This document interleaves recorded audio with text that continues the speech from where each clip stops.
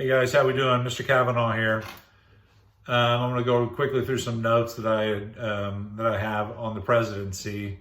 That's what we're going to get into now as we leave Congress and now jumping into Article 2 for the presidency. Then eventually we get to Article 3, looking at the courts. Then we'll do some civil liberties, civil rights stuff. And that's going to be really the crux of the AP exam coming up in May. So just some basic points on the presidency. Many of this information you already know, you're already aware of. So I'll post these notes also onto your classroom page after I finish recording this. So Article 2 sets up the executive branch, the presidency. Here's a question. I can't recall if I asked this or not. Why is Congress Article 1? Why is not the executive branch of the presidency Article 1? Article 1 sets up Congress, the legislative branch. Remember, the people, they're first. This is going to be a government of the people, by the people, for the people, quoting Lincoln from the Gettysburg Address. So Congress, the legislative branch, is an extension of the people, and that's why they are first. So Article 2 is the executive branch, the presidency. The primary duty of the executive is to, Article 2, Section 3, the primary duty of the executive is to execute the laws of the land. It says in Article 2, Section 3, take care that the laws be faithfully executed. But the primary duty of the presidency is to execute the will of the people, what the people want. There is leeway on how the president does this. The president does have wiggle room on what he will execute and what he won't. I don't want to really get into what are called signing statements right now. I'll probably talk about that later on when I talk about the president's legislative powers, signing statements. But the president does have leeway on what he executes and what he doesn't. An example right now would be, we've talked about this before in class, and in Colorado, which is the state of Colorado, has legalized marijuana use for recreational purposes under Colorado law, but technically marijuana is still illegal under federal law. If the president wanted to, he could crack down on marijuana in Colorado, but at this point, he has made the choice not to do this. So there is wiggle room. But you need to recall the primary duty of the executive under Article 2, Section 3 is to faithfully execute the laws of the land. That is the president's primary duty. Formal qualifications to be president, formal constitutional qualifications to be president. 35 years of age, natural born citizen. There's leeway there as well. You can be born in a foreign country to American parents or parent. Examples that are popping into my head right now.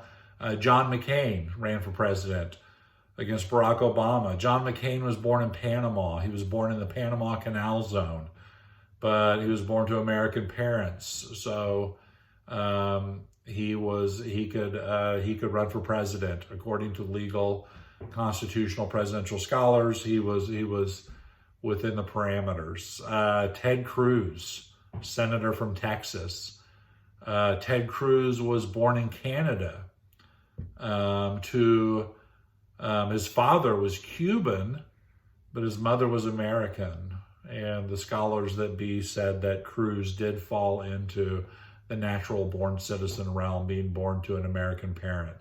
So 35 years of age, natural born citizen, and 14 continuous years living back in the United States, So let's say, for example, you've been living overseas for a while for personal reasons or work, 14 years continuously living in the country, come back. So 35 years of age, natural born citizen, 14 years living in the country. Those are the formal constitutional qualifications to be able to run for president. What are informal qualifications? Back up for a second. There's only 3 formal qualifications to run for president. You would think there would be a lot. You don't even have to have a high school diploma to run for president. You don't have to have a college degree. Technically, you can have a felony background. Those are the only 3 constitutional formal qualifications to run for president.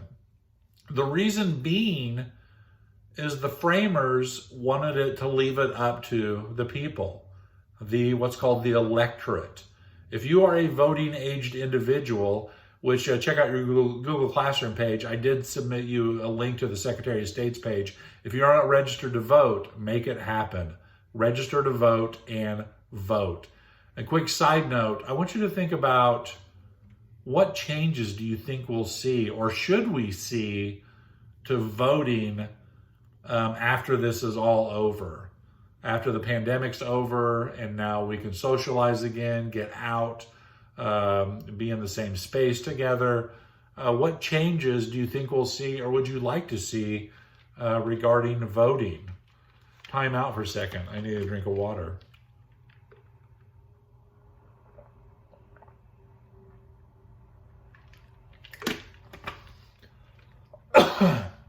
Excuse me. But going back to the president, qualifications.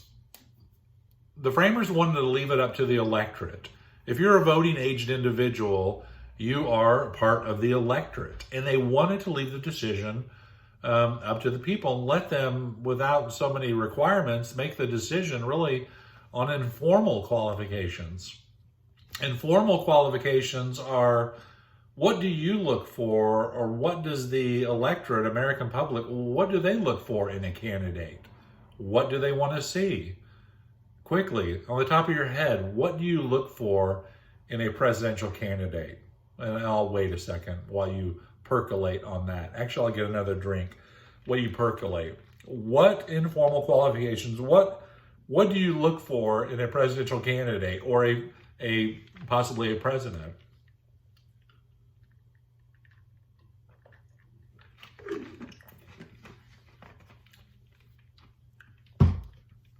A lot of people will say education level. That really matters to them. What type of education do they have? What's their background education? Are they the degree of education they have? You look at some of the last contemporary presidents. Look at Donald Trump. He is a graduate of the Wharton School of Finance. Barack Obama went to Columbia, then Harvard Law. Who was before Obama? George W. Bush. You look at George W. Bush, he went to Yale and he has an MBA from Harvard. Bill Clinton, a lot of education. Georgetown undergrad, Yale Law School, and Clinton was also a Rhodes Scholar to Oxford. Who was before Clinton? George Herbert Walker Bush was a graduate of the Naval Academy. Check. No. That was Jimmy Carter, graduate of the Naval Academy. Herbert Walker Bush went to Yale. Before Herbert Walker Bush was Ronald Reagan, who graduated from a small college in Illinois. I want to say Eureka College, Illinois, and I could be wrong on that. I have to go back and look that up. Before Reagan was Jimmy Carter. Naval Academy. Then you have Jerry Ford, Michigan. I believe he was a 3-time All-American University of Michigan football team lineman. So really, people look at education. They look at have they held public office before? Have they held an elected office before? You look at the last contemporary presidents. Look, Donald Trump is. Wow, he's unique. Donald Trump, the only elected office Donald Trump has ever held has been president. He's never held elected office at the local level, state level, definitely not the federal level. This is his first elected office that he's held. That is very interesting. Barack Obama was a state senator and a federal senator, United States senator. Who was before Obama? George W. Bush was governor of Texas. Who was before Bush? My brain is fried now. Bill Clinton was governor of Arkansas. Reagan, governor of California. Herbert Walker Bush was a congressman.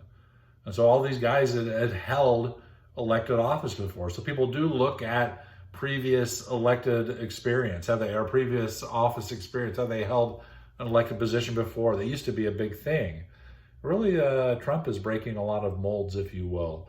So education, have they held office before?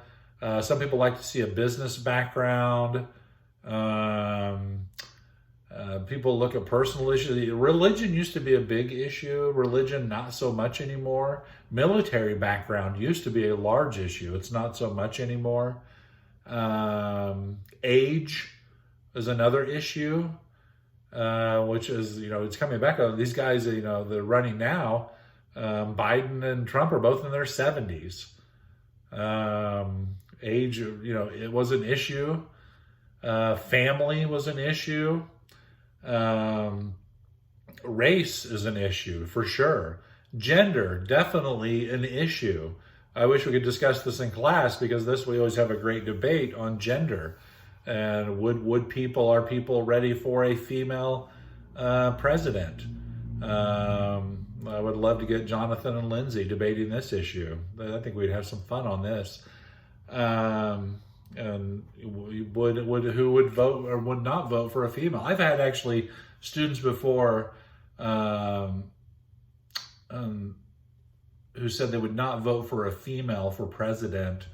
I've had female students say this because they said females are too emotional, which I don't agree with that. Or I've had people say that if we had a female president, we wouldn't be respected in the world, which I totally disagree with that. There have been many countries around the world that have had amazing female leaders.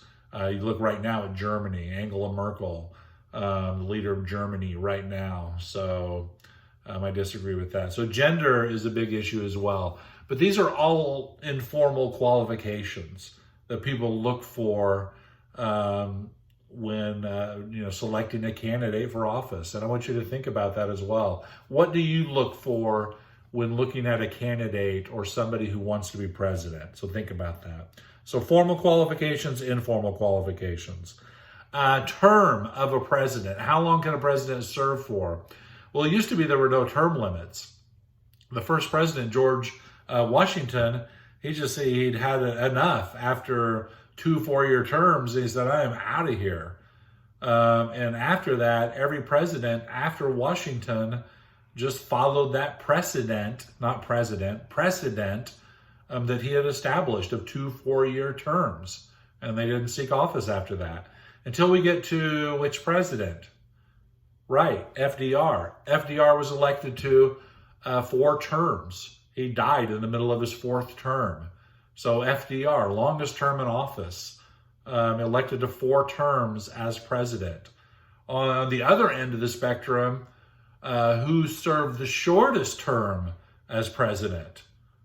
Think about that for a second. Who was the shortest term in office? Which has an Indiana connection, which most of you know was William Henry Harrison, approximately 30 days in office. As you know, you've heard the story that he got sick and died, and that's pretty much what happened. He'd already been ill, dealing with many things, but he goes out to give his inaugural address, which is a lengthy address. It's kind of this drizzly, freezy rainstorm. There is a wear a coat, Mr. President. I can't. I portrayed myself as a younger gentleman during the campaign. If I go out there all bundled up, they'll think I'm old and feeble. And so he gave his long speech in this cold rain, flowing rainstorm. And really, I think some pneumonia set in and he died like 30 days later in bed. So FDR to William Henry Harrison. So remember that. Following FDR, he leaves office. Then we get the 22nd Amendment after FDR leaves office, which limits the president to 2 really 4-year terms.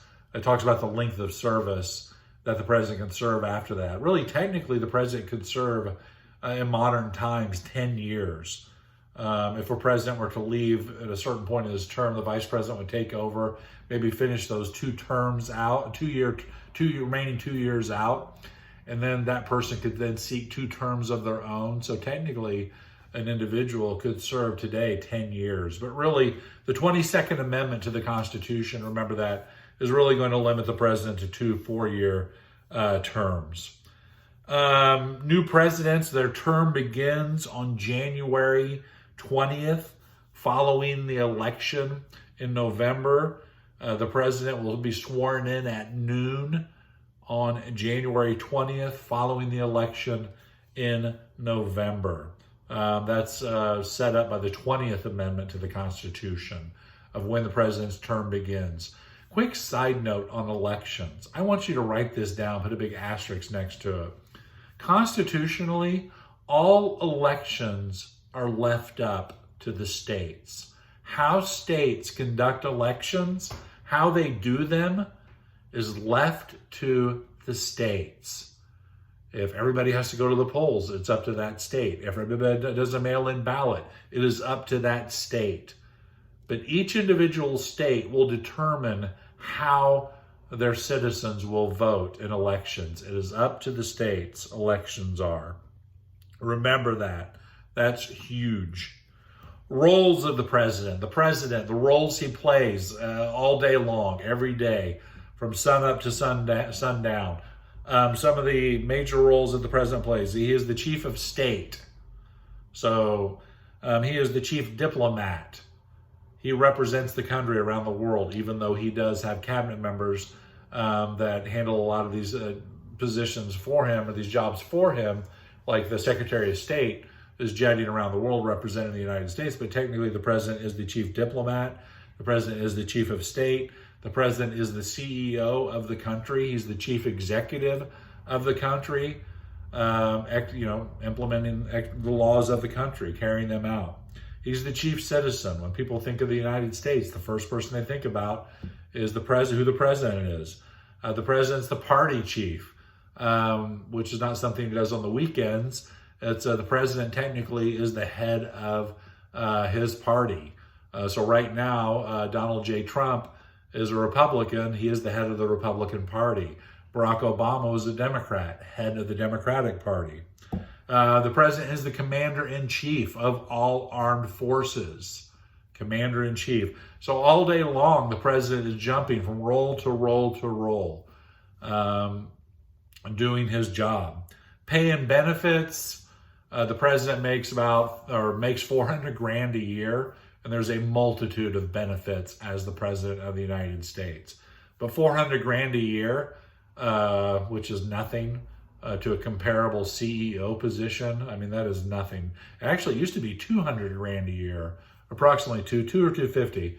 It was 200 of George W. Bush. I think it was either during him or after him that there was a pay raise for the president, or George W. may have been the first recipient of that pay raise to $400,000. It was like 200 or 250, which is nothing. So that's what the president makes. But tons of bennies, tons of benefits. Even has a clothing allowance. Sweet. Presidential succession, not secession. So the order of succession. You need to jot these down. So right away, it's the vice president. Following the vice president, it is the Speaker of the House, Nancy Pelosi. Following the Speaker, President Pro Tem, which we talked about, which is a position in the Senate. Right now, I believe that's held by Chuck Grassley. And then following the Pro Tem, then you have the Secretary of State, which is Mike Pompeo. So, for example, God forbid, if something happened to the president and vice president today, the Speaker of the House would be sworn in. If something happened to all three of those, then the President Pro Tem would be sworn into office. And then it goes down the list. It goes all the way down through the cabinet. They made a show about this called Designated Survivor, I believe. It goes all the way down to the last cabinet position, which is dramatic drink pause there. Down to the last cabinet position, or the most recent cabinet position, which is Department of Homeland Security.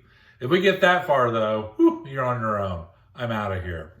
So, order of succession. Excuse me. So, VP, Speaker of the House, President Pro Tem, Secretary of State, then down through the cabinet. Quickly, Vice President, VP, duties of the Vice Presidency. 2 constitutional duties for the Vice President. First one, take over if the President becomes incapacitated some way, shape, or form. Something happens to the President, the Vice President's first duty is to take over as President of the United States. Second constitutional duty for the Vice President is act as President of the Senate. President of the Senate, which really he has no power. He can swear people in and he can cast a tie-breaking vote. But as we've talked about, the person who runs the Senate, who has control of the Senate, is the majority leader. Right now, it's Mitch McConnell, as you know.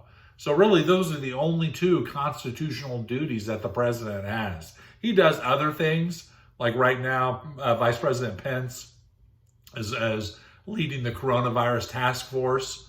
Usually the vice president does a lot of overseas representation for the United States, but those are the only 2 constitutional duties that the vice president has. I can't remember who it was who said this, but I think it was John Nance Gardner who said this, but said the vice presidency is not worth a warm bucket of, a lot of people say spit, but he said piss. He said the vice presidency is not worth a warm bucket of piss, because you don't do a lot. You're just on standby. So the duties of the vice president. Here's a question for you quickly, which I want you to know. How can the president lose power but not through impeachment? How can the president of the United States lose power but not through the impeachment process? If you said through the 25th Amendment, you are correct. Jot that down in your notes for sure. 25th Amendment to the Constitution, which is being kicked around a lot right now. The President of the United States can lose power or have power taken from him under the 25th Amendment to the Constitution. I'm going to give you quickly the Sparks Notes version of how. The first is under the 25th Amendment, the president can relinquish power to the next person in the order of presidential succession. You'll say the vice president. It works like this. So the first part of the 25th Amendment, let's say I'm president of the United States. I have to have surgery to something is up with me. I have to have surgery. But I'm going to be under anesthesia. I'm going to be out. So I am not going to be of much use to the country if the excrement hits the fan. So what I will do is I will compose a letter relinquishing my authority, my constitutional duty, and confer with congressional leadership through this letter and confer with them face to face, and relinquishing my constitutional duties, if you will, to the vice presidency. Because if something happens when I'm on the table, somebody needs to be in charge. Then once I've recovered from my surgery, I'll submit a new letter and I'll take my once I'm ready to resume my constitutional duties as president, then I'll take back over. So I can relinquish power through that manner. I can have power, if you will, taken from me through the 25th Amendment. Let's say, for example, I am unable to fulfill my constitutional duties for some reason. let's say I'm having an emotional issue or something, even let's say signs of early dementia, and I don't realize that I'm doing certain things or not doing certain things, I can, due to my behavior and my manner, the vice president and the majority of my cabinet, working in conjunction with the congressional leadership in Congress, they can relieve me of my constitutional duties as president, and the next person in succession can take over. So that is a way I can have power, if you will, taken from me. I'm not being impeached. I've not done anything that is risen to the level of impeachment, high crimes, misdemeanors, bribes, what have you. I'm not being impeached, but I have something wrong with me, an ailment, if you will, or I'm not performing my constitutional duties as I need to. And the vice president, with the majority of the cabinet and with congressional leadership in Congress, I can have power taken from me, if you will, under the 25th Amendment to the Constitution. So under the 25th Amendment, I can lose power. I can relinquish power, and I can have power taken from me. And it is not through the impeachment proceedings. We're going to stop right there. I'll submit my notes to your classroom page, and I'll submit a link to this video to the classroom page. Go through this. So we're going to be looking at the presidency now for the next few days. Next, we'll look at presidential candidates and selection of candidates, and then electing a president. That's what we'll get into next. I hope everyone is well. If you need anything or have comments or questions, please reach out to me. Shoot me a text, shoot me an email, and we will talk more later. Kavanaugh out.